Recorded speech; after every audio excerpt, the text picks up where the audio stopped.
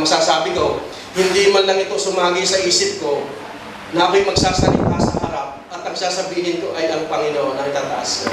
Kasi ang tinataas ko na rin puro payabangan lang. Pero ngayon, napakabuti ng Panginoon. Talagang binigyan niya ako ng pagkakataon at ito'y malaking pribilehiyo na ang kanyang salita ay palaganap sa lahat. Amen? At sa araw nga po nito, tayo ay dadako sa kanyang salita. Bago tayo magsimula, tayo ay lumapit muna sa ating Panginoon. Ama naming banal, Ama naming makapangyarihan sa lahat. Salamat. Maraming salamat sa araw na ito ng iyong mga anak ay muling pinagsama-sama mo. Tinipon mo upang mag-aral at makinig ng salita. Ang salita mo na nagbibigay sa amin ang lakas sa araw-araw, Panginoon. At nagbibigay ng karunungan, paano lakaran ang mga bagay na nais mong palakaran. At dahil sa salita na yan, Lord, tumatatag gabi at nagiging matibay. Salamat, Ama, sa pag-ibig mo. Dahil sa pag-ibig mo, Panginoon, kami ay hindi magiging alagad mo. Hindi mo kami magiging tagasunod. At sa pag-ibig mo kami, hindi namin alam kung saan kami pupunta, Panginoon. At salamat po, bilang iyong mga anak, at tunay na mga anak, narito kami upang magpatuloy sa iyo, upang patuloy na mag-aaral sa iyo. At sa araw na ito, Panginoon, muli maraming salamat dahil muli mahayag naman ang iyong salita sa araw na ito. Salamat sa malaking pribilehiyo na ito na kami ay makakapakinig at mag-aaral ng salita. Salamat, Ama. Yan po ang aming sama-samang panalangin sa pangalan po lamang ng bugtong na anak na sa Jesus na aming tagapagligtas. Amen, amen, amen. Praise God, praise God. Hallelujah.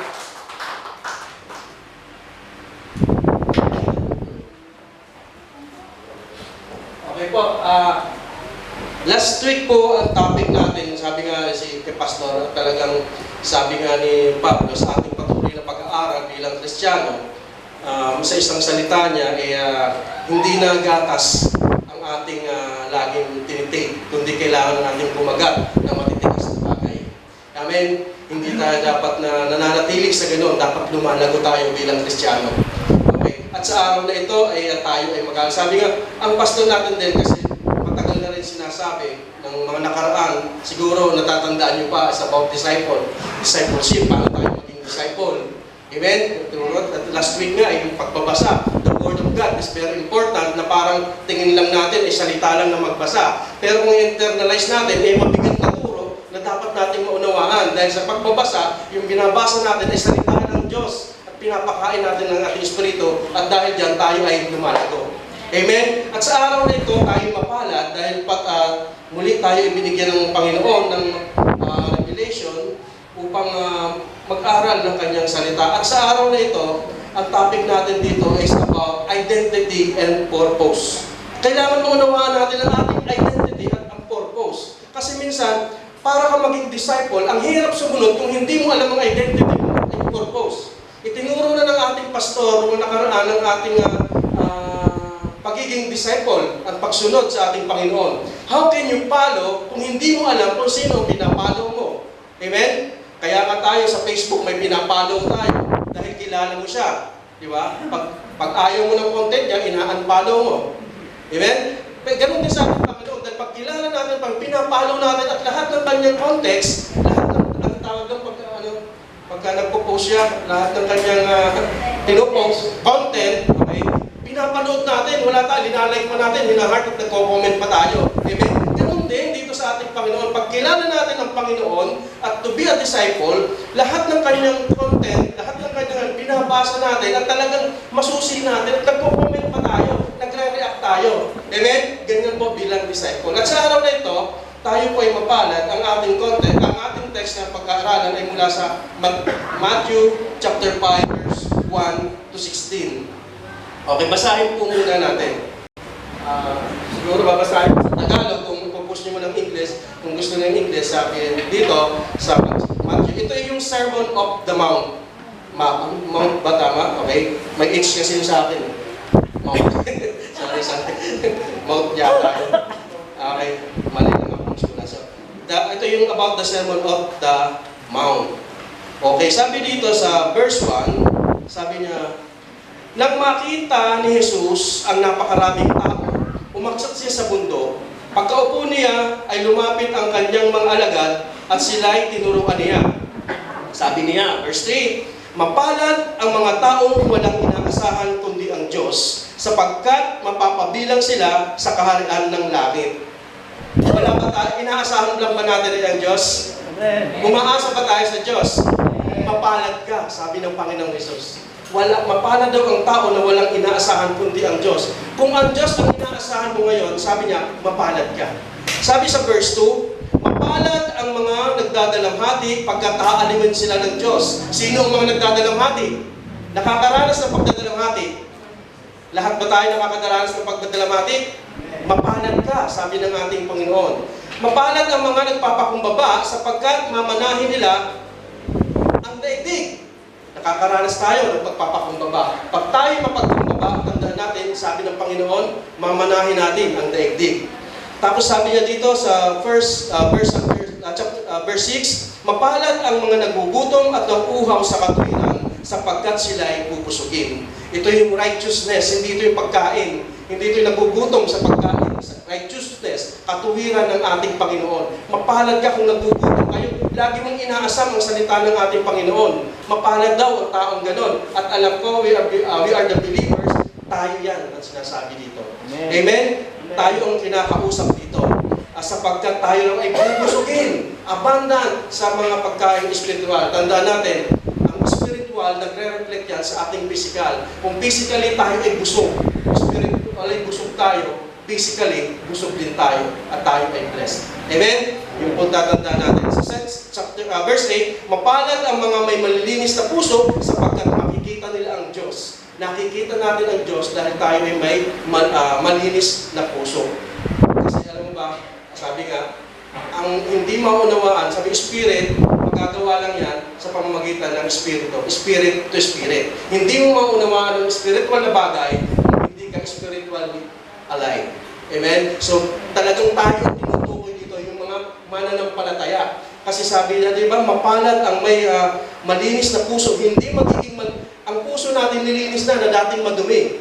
Amen? Kaya nung malinis na, kaya natin, sabi niya, mapalad ka na may malinis na puso pagkat makikita nila ang Diyos. Nakikita ba natin ang Diyos? Nakikita natin. Mapalad tayo, sabi ng ating Panginoon. Number 9, mapalad ang mga gumagawa ng paraan para sa kapayapaan sapagkat may ituturing na sila'y ituturing na ating Panginoon. Nararanasan din po natin yan. Mapalad ang inuusig ng dahil sa kanilang pagsunod sa kalooban ng Diyos sapagkat mapapabilang sila sa kaharian ng langit. Sino dito medyo pagka lumahayo, minsan pinagtatawanan, minsan pinahamak, minsan may mga ganyan. Mapalad tayo, wag natin iyon pansinin. Mahalaga ay hindi tayo nila belong, pero sila na maging belong dahil hindi nila alam ang kanilang ginagawa. Amen. Mapalad ang mga nalilalait at tinuusig ng mga tao sa pamamagitan ng lahat ng uri ng kasamaan na pawang kasinungalingan nang dahil sa akin. Okay, mapalad daw tayo. Tayo ito. Magsaya tayo at magalak sapagkat malaki ang inyong gantimpala sa langit. Gayon din ang ginawa ng tao sa mga propeta na nauna sa inyo. 13. Kayo ang asin ng sanlibutan. Ngunit ikaw ay asin ngunit kung ang asin ay mawala ng alat, paano pa ito mapapaalat ulit? Hindi ba wala na itong kabuluhan kundi ang itapon at tapakan ng mga tao? Kayo ang ilaw ng sanlibutan. Ang isang lungsod na nakatayo sa ibabaw ng burol ay hindi may tatago. Wala din namang taong magsisindi ng ilaw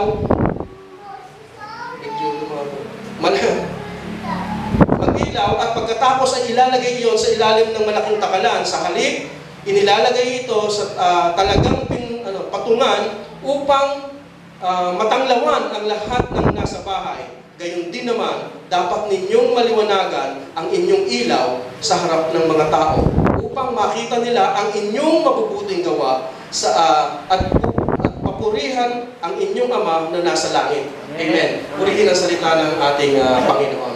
Dito po, ang konteksto po nitong ating Sermon of the Mount, dito ito yung sulat dito ni Matthew, ng panahon nito, ni Matthew, ito yung sa Sermon of the Mount, ito yung tawag dito, ang kanilang audience dito ay kanyang mga alagad. Ito yung kanyang mga alagad at dalawa dito yung kanyang audience. Yung primary audience nila dito ay yung mga alagad at ang pangalawa dito ay yung crowd. Mga crowd na nakikinig sa kanya. Kaya siya nagkaroon ng maraming tagasunod kasi sa chapter 4, nagpagaling siya.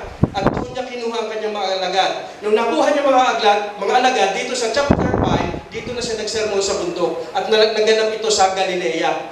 Sa bundok ng Galilea, ginanap ito at doon niya pinangaral. At ang kausap niya dito ay ang kanyang mga alagad.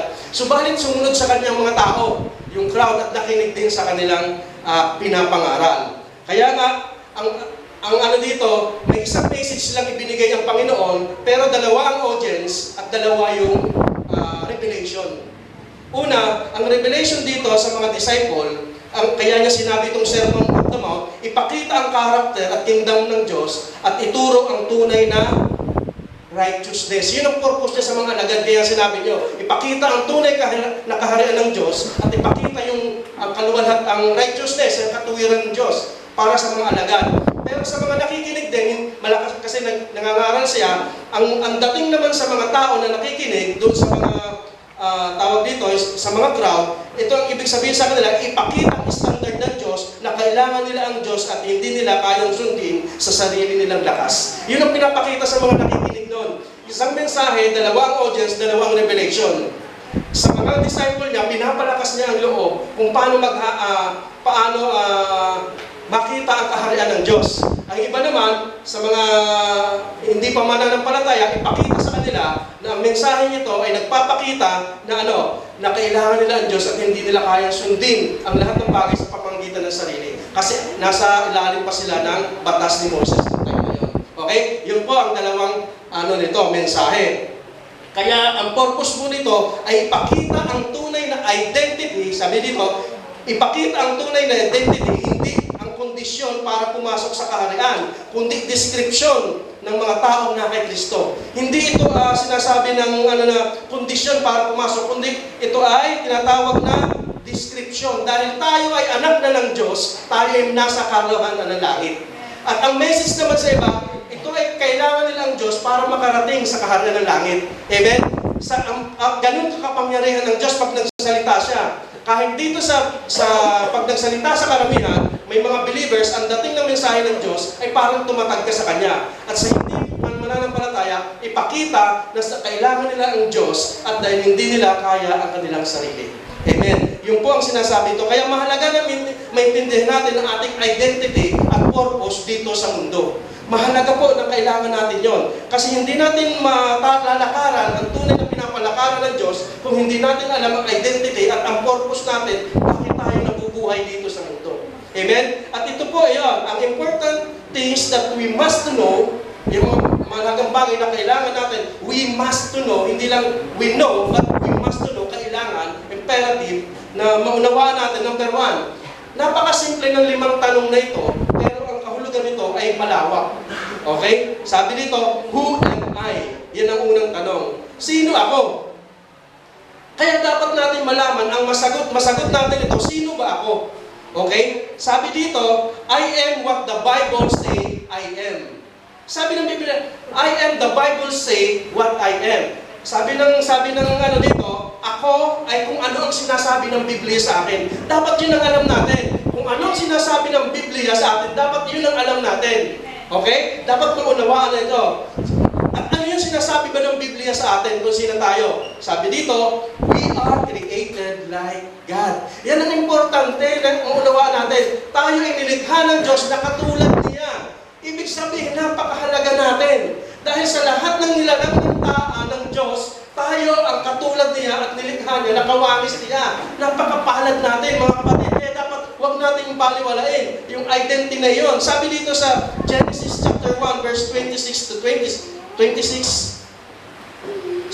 to 17, sabi dito, then God said, let us make man in our image according to our likeness. Let them have dominion over the fish to the sea, over the birds of the air, and over the cattle, over all earth, and over every creeping things that creep on the earth. Ganyan tayo kapalad. Nilikha tayo para magdominion, pangunahan. Hindi ibinigay sa hayop ang pagmasipa dito sa mundo. Ibinigay sa atin. Amen. Kaya ganun tayo kahalaga. Ganun dapat tingnan mo ang identity. Kaya kung makikita mo ang sarili mo, hindi ka basta-basta tao lang. Hindi na magsasabi, ay, tao lang ako. Hindi, tao ka na may purpose sa mundong ito. Amen? Yun ang ginawa dito. Tingnan mo pa, sabi dito sa 17. So God created man in His own image. Alam mo, hindi ka ba napaproud ang Diyos na sa'yo? Kinusang imahe ng Diyos na sa'yo. Hindi siya kumuha ng hayop para maging imahe niya, pero kumuha sa tao at tayo yun. Amen? Kaya napakaganda, dapat makita natin yun bilang identity. In the image of God, He created him, male and female. He created them. Ganun kabuti ang ating Panginoon. Number 1, who am I? Alam nyo na, sino kayo? We are created like God.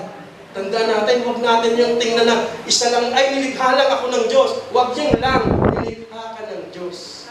Amen? Yun ang dapat natin. Number 2, where did I come from? Where did I come from? Saan ako nanggaling? Dapat malaman din natin itong tanong nito, saan ba talaga ako nanggaling? Kasi may pumasok-pasok, saan ka ba galing? Ay, galing ako sa nanay ko. Saan ka galing? Sasabihin na, ay, galing ako sa Laguna. Galing ako sa lugar. Galing ako kung saan lugar. Galing ako sa Saudi. Galing ako sa Amerika. Yun ang minsan nasasagot natin. Dapat, biblically, alam natin. Alam mo nga kung sino ka, dapat alam mo kung saan ka nang galing. Kasi mahirap hindi mo alam mo kung sino ka, hindi mo alam kung saan ka nang galing. Amen? At sabi dito, we are purposely created and our identity comes from God. Ito ang dapat nating alam. Tayo ilinikha purposely. Sabi dito, we are purposely created and identity comes from God. Purposely created tayo at ang ating identity ay galing sa Diyos. Amen? Dapat nating maunawaan yan na talagang tayo nilikha galing sa Diyos. Dapat alam natin ito. Okay? Sabi nga dito, we are the citizen of heaven. Hindi dito ang ating tirahan. Kaya dapat nating maunawaan. Kasi bakit tinatanong ito? Bakit mahalaga natin kung alam kung taga saan tayo? Kasi importante na malaman nating lahat kung sino ka at bakit ka narito at dapat malaman mo kung taga saan ka. Taga saan tayo? Sabi dito, we are citizen in heaven. Bakit mahalaga natin malaman to? Kasi dapat alam natin ito para malaman natin kung saan tayo uuwi. Amen? Kahit nasa ibang bansa ka at narito taga-Pilipinas ka, alam mong babalik ka sa Pilipinas. Amen? Kahit nasa Laguna ka, uuwi ka ng Pilipinas dahil dito ka nakatira. Tayo ay taga-langit, kaya dito babalik tayo sa langit. Kaya mahalaga natin lang alam kung ang sabi dito, kung saan tayo pupunta. Okay? Kung saan tayo nanggaling, dapat alam natin kung saan tayo nanggaling. Tayo ay citizen ng heaven dahil para alam natin kung paano umuwi. Kung saan man pumunta, magkaligaw-ligaw mo tayo, alam natin umuwi. Bilang Kristiyano, nadadapat tayo at kung tayo ay nagsasabi na backslide, alam natin kung mabalik ulit tayo. Amen? Kasi ang tunay nating identity, tayo ay Kristiyano. Tayo ay anak ng Diyos. Amen? Kaya magpasikot-sikot man, dapat alam mo yan kung saan tayo babalik. Kaya nga, saan ba ang bahay natin? Saan ba ang tunay nating bahay? Sabi dito sa John 14, verse 1 to 3. Hindi ko na sulat. John 15, verse 1 to 3.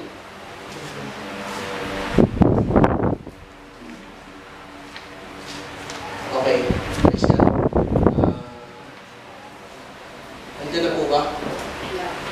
John chapter 14.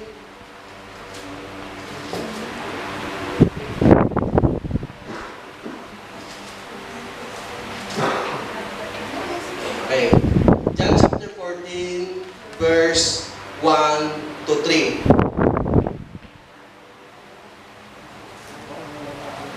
Okay, sabi niya, huwag na kayong mabalisa.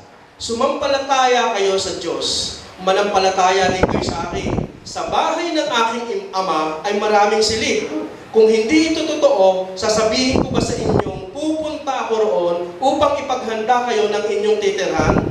At kung naipaghanda ko na kayo ng titirhan, ako'y babalik at isasama ko kayo upang kayo'y makapiling ko kung saan ako naroroon. Malinaw? Kaya paghahanda tayo at kapag naipaghanda ko na kayo ng matitirhan, ako'y babalik at isasama ko kayo upang kayo makapiling ko kung saan ako naroroon.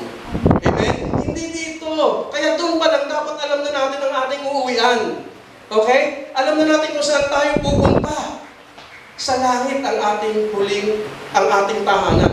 Kung makapiling natin ang ating Panginoon. Hindi tayo sa impyerno mapupunta. Tanda natin, hindi tayo taga-roon. At hindi doon ang ating bahay. Kaya dapat alam natin. Kasi maraming maraming hindi nakakaunawa na pupunta sa impyerno dahil hindi nila alam ang tunay nilang identity. Nagkaligaw-ligaw sila na hindi sila umuwi. Hinayaan nila ang sarili. Amen? Kaya dito, mapalad tayo, sabi ng Panginoon. Mapalad ka na ikaw ay nagdadalamhati. Mapalad ka na ikaw ay inuusig. Mapalad ang walang inaasahan kundi ang Diyos. Tayo ang kausap nito. Kaya lahat ng narito na nakakarinig ng salita ng Diyos ay mapalad. Amen? Kaya dapat hindi naman tayo nagkaroon Dapat alam natin, kasi tayo pumunta, dapat alam natin ang daan. Sa 16, sabi, I am the way, the truth, and the life. No one come to the Father except through Him, through me. Sabi ni Jesus. Amen. Maliban sa Kanya, hindi natin maliligaw tayo. Si Jesus lang ang daan. Huwag na kayo maghanap kung saan doon na magsasabing, dito ang shortcut, dito ang shortcut. Sabi ng malinaw, si Jesus lang ang daan. Amen. Amen? Wala nang ibang daan. At si Jesus ang daan, doon lang tayo maniwala. At ano yun? Ang salita niya ay nasa Biblia. John 1:1, in the beginning there's a word, and the word was with God, and the word was God. Itong salitang ito, siya ito, at ito'y kumakausap sa atin. Wala nang iba. Amen? Kaya po tayo salita. Praise God. Palakpakan niyo natin ang Panginoon. Hallelujah! Hallelujah! Medyo dapat alam natin. So, number 1, anong sabi? Anong tanong? Who am I?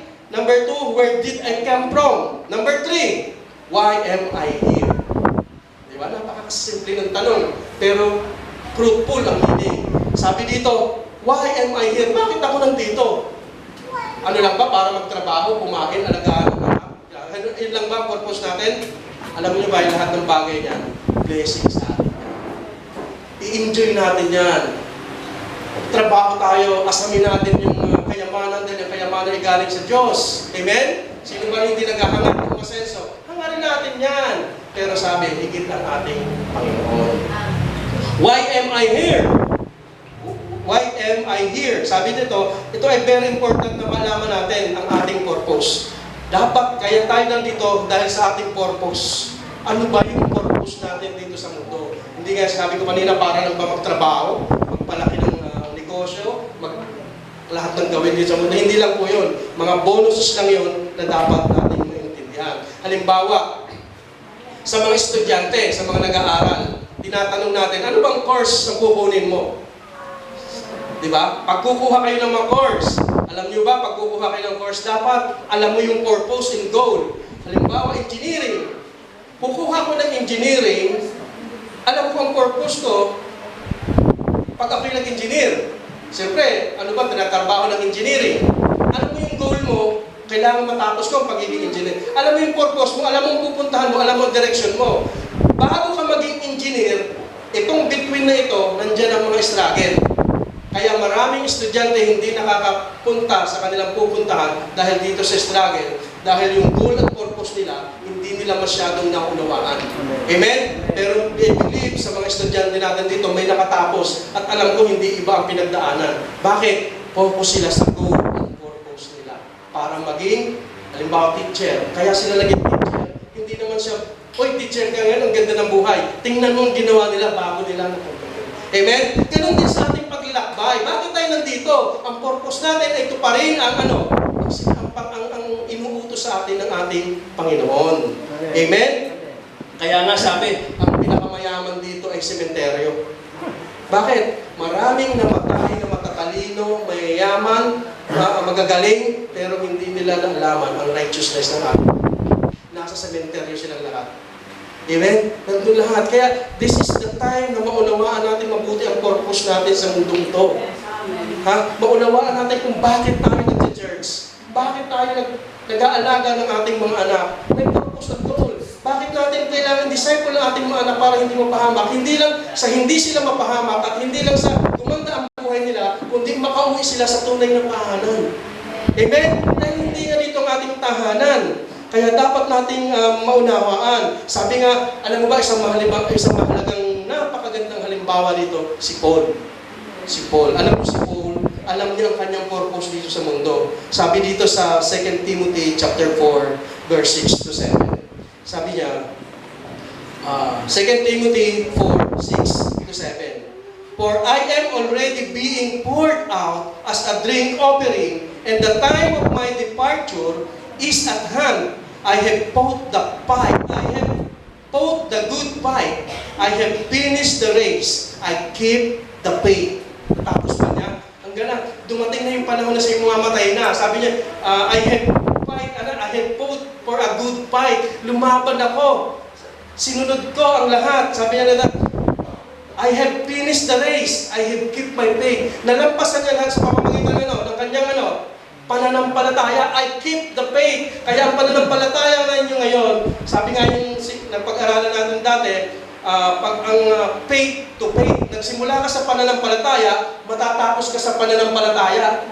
Amen? Dapat ganun tayo. Ganun ang ginawa ni Pablo. Sabi nga dito, I am already being poured. Parang siya ihahandog. Parang tubig na ibubuhos sa dambana para ihandog. Malapit na siyang mamatay. Pero sabi niya, alam kong ako'y may pupuntahan. Bakit? I have fought for the good fight. Alam niyang nagawa niya ang purpose niya dito sa mundo. Kaya lilisan sa mundong ito ng mapayapa at uuwi siya sa tunay niyang tahanan. Amen? Praise God! Palakpakan natin ang Panginoon. Alam niyo ba? Ito ang benefits kung bakit tayo dito kailangan malaman natin. Ang benefits kapag alam natin ang purpose natin, katulad ni Paul, baba mo lang ng 8. Ibaba mo lang sa 8. Ano sabi? And now, the prize awaits me. Oh! Di ba? Nakita nyo, anong prize? Dapat yung hinahangad natin. Anong prize? The crown of righteousness which the Lord, the righteous judge, will give me on the day of the return. Amen? Ang galing, yung dapat inaasam natin, yung crown. Kaya tayo nandito nagsasearch natin, yung crown, pagbalik natin sa ating tunay na tahanan. Amen? Kaya nakaka-proud na maging tayo Kristiyano, alam natin ang mga bagay na ito. Amen? Kaya alam natin dapat dito ay yung prize. At ito rin ang naghihintay sa ating mga mananampalataya ngayon, sa atin ngayon, dito, ngayon, sa atin. Yan din ang naghihintay sa atin. Yung prize na yun, yung crown na yun. Kaya, I finished the race. Nakipagpaligsahan tayo dito. Wag na, ang pakikipagpaligsahan natin dito, ministry doon, evangelist dito, hindi mawawala ng kabuluhan yan. We have a crown sa ating tahanan. At iyon ang hangarin natin dahil lahat ng Kristiyano, meron niyan. Amen? At dahil tayo yan ang kinakausap dito. Amen? Hindi tayo Kristiyano lang. Kristiyano tayo. Amen? Hindi tayo nilalang lang ng Diyos. Nilalang tayo ng Diyos purposely. Okay? Amen? Hallelujah! Hallelujah! Pagpakan natin Panginoon! Hallelujah! Pagpakan mensahe natin. Ang mensahe na ito ay nagbibigay sa atin ng kalakasan upang magpapatuloy. Amen? Kaya nga, mahalaga na alam natin ang ating purpose. Dahil sabi dito, alam natin na dapat, alam natin tayo ay mamamatay. Tayo ay mawawala, katulad ni Pablo. Alam na niya ang kanyang pagkawala, sabi nga sa 6, diba? Para siyang alay na mawawala, malapit na siyang mamatay. Pero ang kamatayan niya, natutuwa siya. Bakit siya natutuwa? Dahil natapos niya ang ginawa niya dito. Natapos niya ang pinagawa ng Panginoon niya dito. Ang pinagawa ng Panginoon dito sa kanya. Amen? Amen? Ang ganyan kabuti ang Panginoon. Purposely. Kaya alam natin na tayo mapatay. Alam mo, sabi dito, kung alam natin kasi na tayo mamamatay, alam natin na, sabi dito, sapagkat kung alam natin na tayo mamamatay, magiging mahalaga at mapanguluhan ng ating buhay. Hindi tayo mamamatay ng wala lang. Sabi di ba, for God is alive, but to die is gain. Di ba? ba? Sa Panginoon tayo nabubuhay, pero ang kamatayan natin ay amen, di ba? Ganyan ka si Pablo. Hindi niya kinakatakot ang kamatayan dahil mamamatay siya ng nabubuhay sa pananampalataya at nasunod niya ang pinagagawa ng ating Panginoon. Amen? Hallelujah! Kaya mahalaga natin ang ating identity. Alam mo, mahalaga ang ating identity para hindi tayo madaya sa mundong ito. Maraming mandaraya, madaming nang lilito para hindi ka malito. Yung mga identity dito, dapat alam natin, kabisado natin. Hindi kabisote, kabisado. Amen? Kaya gusto natin na, kasi minsan kasi iniidolo natin, ginagaya natin yung ibang mga tao. Hindi masamang mag-idolo, hindi masamang humanga sa ibang tao. Kasi ang iba naman, ginagaya na nga, gusto pa lahat ng kilos gayahin. Katulad ng halimbawa, Steph Curry, yung mahilig sa basketball. Ako, Steph Curry ako. Pagka gusto ko rin magaling ang mag-3 point, hindi naman ako marunong mag-basketball. Ang iba ginagaya na lahat. LeBron James, di ba? Pati mga damit, kilos, LeBron James. Ginagaya nila. Meron tayong kinahahangaan, lahat tayo. Pero tandaan natin, may kanya-kanya tayong potensyal. Hindi na, porque siya ay basketballista, hindi ka rin lahat, hindi ka basketballista rin. Ay kung tayo lahat may hawak ng bola, nagbabasketball tayo, paano na lang yung iba? Amen? Kaya binigyan tayo ng kanya-kanyang potensyal dito sa mundo. Ibig sabihin, may purpose tayo sa mundo, iba-iba tayo ng katangian na ibinigay sa atin. May kanya-kanya tayong potensyal. Sabi nga, may purpose ang natin. Kaya ang gawin natin, i-discover natin kung ano ang purpose natin. Discover our purpose. Hindi yung wag tayong masanay na, okay na lang to, dito na lang ako. Okay na, masaya naman ako dito. Okay naman, wala namang problema. Okay naman, satisfied na ako. Sayang ang purpose na ibinigay ng Diyos sa iyo. Sayang ang potential na ibinigay sa iyo. Minsan, nagbabasketball siya, baka magaling kang mag-tennis. Di ba? Magaling kang magluto. Baka magaling ka sa lahat ng bagay para magamit ang potensyal na meron ka. Magaling kang magturo. I-discover natin yung mga potensyal na meron ka at gamitin natin sa kanyang lalong ikakalato, sa ikakarangal ng ating Panginoon. Amen? Huwag tayo yung okay lang ako dito, ay lagi naman ako nasa church. Nakikinig naman ako, nagde-devotion ako. Lahat pag sinabi ng teacher namin, pagdating ng linggo, kompleto ang devotion ko, everyday. Hindi lang yan ang purpose mo, marami. Discover mo, palabasin mo. Lahat tayo meron. Kung meron kang talent, pag mong nahihiya kasi ako, kasi ang kalaban mo yung isip, huwag ka, di mo kaya, nahihiya ka. Di ba? Nakakaya nung tumayo. Alam niyo ba, ako ay mahihiyain din. Pero ngayon, bakit ka mahihiya kung itatas mo naman ay ating Panginoon? Amen? Bakit ka mahihiya kung sila nga nagkwento ng walang kabuhay-buhay, makamundong pananalita, tapos ikaw yung Diyos, ikakahiya mo na siya naman ang identity mo. Huwag mong itago ang identity mo. Ikaw ay anak ng Diyos. Ipagmalaki mo na ikaw ay anak ng Diyos. Amen? Dahil pag hindi mo pinagmalaki na ikaw ay anak ng Diyos, kanino kang anak? Amen? Sinong anak ng Diyos? Amen. Proud tayo. Ikaw ay born again. Yes, born again ako. Alam mo, ikay born again. Pag malaki mo yan, dahil ikaw born again. Hindi religious, pero relationally, you are born again. Amen? Kaya, tayo? Proud. Sino ligtas? Ako'y ligtas. Yung maligtas, nagkakasala dahil hindi nila alam. Ang tao, tinitingnan ang ginagawa mo, pero hindi niya alam na nababago na ang loob mo unti-unti. Amen? Hindi niyo alam yung taong yan. Grabe magmura. Pati hilik mura. Diba? Ganyan na lang siya talaga. Sobra na. Yung tao ito, nagmura lang siya isang beses. Halimbawa, nagmura siya isang beses. Grabe, pagmura to yung bang Kristyano. Hindi niya alam, before siya makapagmura niya, malaki na nabawas. Katabi ko yan, ang tono ng hilig, puro mura pa rin. Tapos matutuloy pa ng mura. Diba? Nagsasalita mura. Hindi niya alam, yung isang mura na yun, maraming pa nang nabago. Kaya ang tao, tumitingin sa nakikita. Kaya hindi tayo ganon. Hindi tayo judgmental. Kasi ang binago sa atin, sa loob, papalabas. Hindi labas, papaloob. Amen? Binabago sa atin ang loob para makita sa labas. Amen? Hallelujah! Hallelujah! May natututunan po ba tayo? Kaya nga dapat, alam nyo ba na tayo unique? Kaya hindi tayo pare-pareho, unique tayo. Nilikha tayo ng Diyos na may kanya-kanyang potensyal. Kahit per girlfriend, sino may kapareho ng per girlfriend? Magkakaiba. Magkakaiba tayo. Maaaring parehas kayong marunong magluto, pero hindi kayong pare-parehas na masarap magluto. Di ba? Parehas, marunong kayo mag-basketball, pero ang daming basketballista, pero hindi pare-parehas ang galing. Meron akong linuto, masarap para sa akin, ang linuto niya masarap pa sa kanya. Pag kinain ng iba, hindi naman masarap dahil mas masarap ang kanya. Kasi nga, hindi pwedeng magkapare-parehas. Di ba? Maaaring sabihin mo, ay, ang sarap ng luto mo. Kaya lang hindi 100% magugustuhan mo. Ang sarap pero medyo maalat. Di ba? Ang sarap pero kulang ng meron ganun eh. Ikaw naman, tingin mo perfecto. Pag pinatingin mo naman sa iba, ganun din. Masarap pero parang lasa.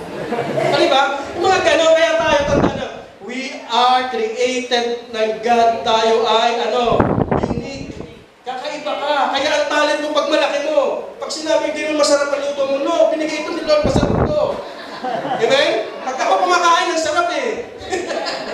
Diba? Huwag ka nang kain. Amen, amen? Kaya, huwag kayong mag-offend. Ay, hindi ka naman magaling mag-basketball, nagbabasketball ka. Huwag kang mag-offend. Marunong ako. Ito ang binigay sa akin. Amen? Nagkataon lang na matangkad ka lang. Amen? Praise God, praise God. Ayun po, dapat nating maunawaan. So, ang sabi dito ay why am I here? Alam niyo lang bakit tayo narito? Dahil saan? May tayong purpose. We are created purposely. Number 4, what can I do? Yan na naman, tanong, di ba? Napakasimple ng tanong. Ang simple ng tanong. Sa purpose mo, what can I do? Anong gagawin ko dito sa mundo? Okay? Sabi dito, kaya susundan ko lang yung unang tanong, why am I here? So, what can I do? Sabi, discover our potential. Discover natin ang potential natin. Baka sakaling huwag ka nang maging masaya ka kung ano ka nang meron. Ay, okay na ako dito. Masaya naman kami, nabubuhay naman ng pamilya ko. Tuwan-tuwa naman sila pag umuwi ako. Pagka week naman, lagi kami. Discover mo ba, baka may potential ka pa na masigit na magiging akma sa ibinigay sa iyo ng ating Panginoon. Amen? Kaya nga, discover our potential. Sabi sa Genesis chapter 1 verse 28. Sabi niya, then God blessed them and God said to them, be fruitful and multiply. Ano sabi? Be fruitful and multiply. Ito na yung potential mo. Maging fruitful ka. Paano ka mamumunga kung hindi mo alam ang purpose mo? Di ba? And multiply, fill the earth and subdue it. Have dominion over the fish of the sea, over the birds of the air, and over every living things that moves on the air. Sige, kung wala kang potential, hindi naman ang Diyos nagbigay sa'yo. Sabi niya, pangasawaan ng mundo. Hindi naman sinabi ni Lord, itong ipangalan mo dito ha. Anong purpose mo? Pinangisawaan sa'yo, ikaw ang bahala. Sino ba nagpangalan sa mga hayop? Si Adam, siya na. Basta binigay sa'yo, pangisawaan mo. Multiply. Tapos to, hindi na. Hindi niya dinidiktahan si Adam kung anong ipapangalan mo dito. Anong gagawin mo dito. Kundi, yung purpose na binigay sa'yo ng karunungan. Ito, bibigay kong pangalan to, aso to. Ito, pusa to. Di ba? Ganun. Sa kanya na yon. At yun ang binigay ng Panginoon ng talent sa atin. Minsan, i-discover natin kung ano meron din tayo. Amen? Amen. Hallelujah. Kaya, bakit, pero may tanong, bakit si Adan ang binigyan ng pangasiwa ng pangalan sa hayop? Di ba kayo nagtataka? Kasi pag babae ang pinangsiwa, baka yung mga pangalan ng mga aso iba yan.